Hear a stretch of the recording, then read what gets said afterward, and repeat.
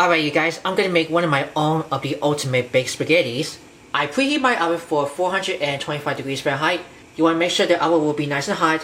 You're gonna take about 9 by 13 inch baking pan. I decided I just overlap it with aluminum foil, that way for easy cleanup. And spray with non-stick cooking spray we're using with olive oil. What I have in the non-stick skillet, or just about here over medium or high heat or so, I'm gonna put 3 tablespoons of extra virgin olive oil.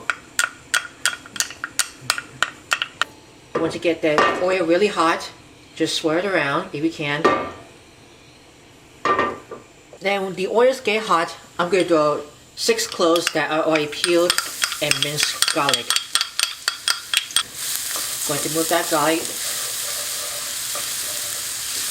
I want to make sure the garlic will be lightly brown, but not that much. I'm going to put these about 1 medium that I already peeled and chopped with the white onions or yellow onions. You want to saute these garlic for just probably about 5 or 7 minutes until you get translucent.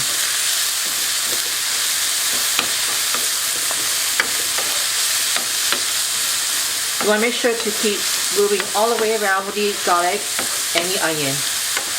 After the onions has been already translucent, you can see how caramelized. I'm going to plop in about 1 pound of lean ground beef.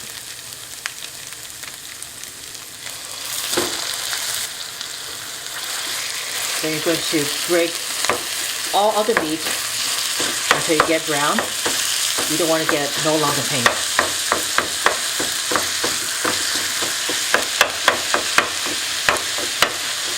We have the meat just already browned over that I chose for the ground beef. You can use ground turkey, ground lamb, ground pork, ground chicken, whatever type of meat if you can.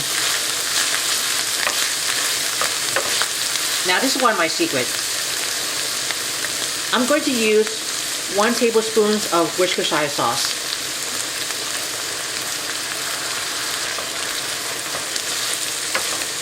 Just want me to get that really colorful.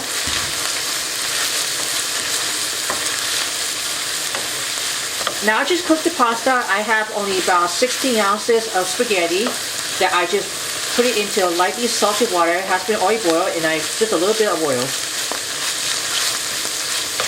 But I did only put it off camera. Now I'm going to add one of these herbs.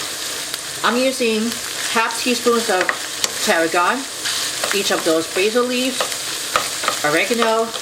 I'm using about dry parsley and 1 teaspoon of Italian seasoning. Just keep toss all the way.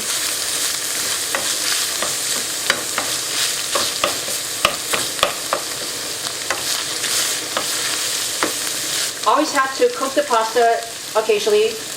Make sure you use the tongs to toss all the way. Don't forget to stick on the bottom of the pot. But I'm just wanting to make sure to get back on those that has been in the skillet.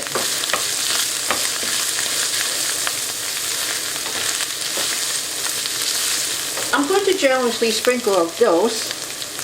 I'm going to guess about 3-4 teaspoons of kosher salt, and each of those ground black pepper.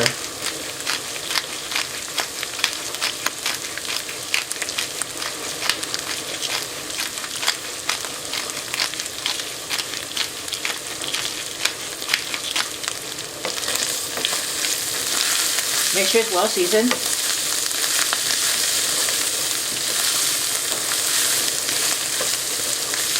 And by the way, I did brown the beef that I just transfer on high. Like I said, don't want to get no longer pink.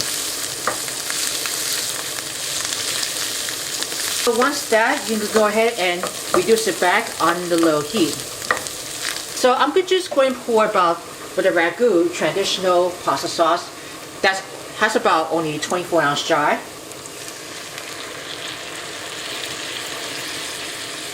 And to get these waste, I like to use about 1 cup either beef broth, chicken broth, or I'm going to use the one with the vegetable broth. It goes into this jar. When I'm going to decide this one, just give it a swirl. because we don't want to waste that. Right in here.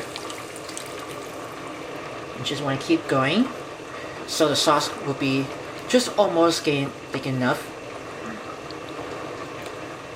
If you want the pasta water, if that's they needed, still in the wastepaper jar. You can go ahead and just put it right in. You don't have to, but it doesn't really matter.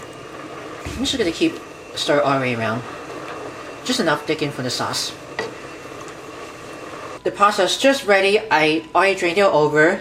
Has been already al dente. I did for the off camera also. I'm going to gently toss these right into the coating with the meat sauce. I'm hoping sure this guy is not big enough. And once that one, we're going to put it into the prepare pan. This one's just coated. I just already removed from the heat. I'm going to put half of the pasta goes into the pan. What I like to do, I'm going to use the one with the tongs. Just going to get to pick it up with it. So I don't want to make a mess all over from the skillet. Going to spread this pasta right inside with the edge of the pan. I have the mild cheddar cheese that has been already shredded. I guess only about 16 ounces, which inside with the packet. I'm going to sprinkle just a half of those because give that a little cheesy look.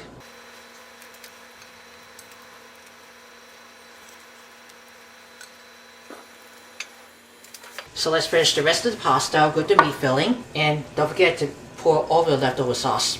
And you can see this skillet might be so heavy. I like to use this ladle to spreading for more of the meat sauce that has a plenty of lot. I'm just going to spread it right over on top before I'm going to finish the rest of the cheeses goes on top.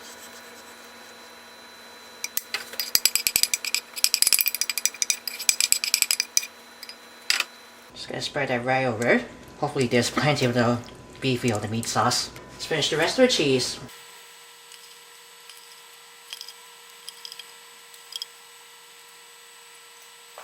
Alright, once after layering, we're going to pop this in the oven. It has been already preheated for 425 degrees Fahrenheit. And we're going to bake this for 30 minutes until the cheeses will melt on top. I'm going to show you what it looks. This is going to be great wine. It looks just really perfect after it's baked for 30 minutes in 425 degrees Fahrenheit.